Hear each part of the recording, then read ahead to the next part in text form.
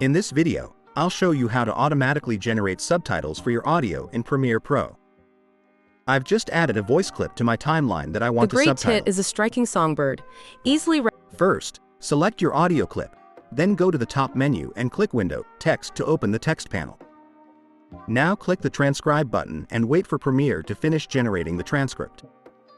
Once it's done, click Create Captions.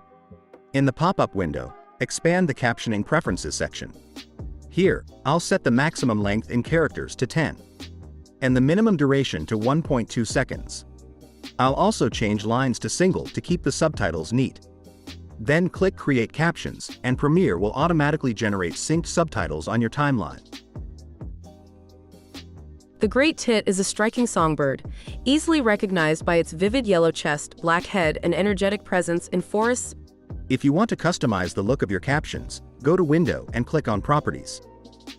Now you can style your subtitles however you like, adjust the font, color, size, and more.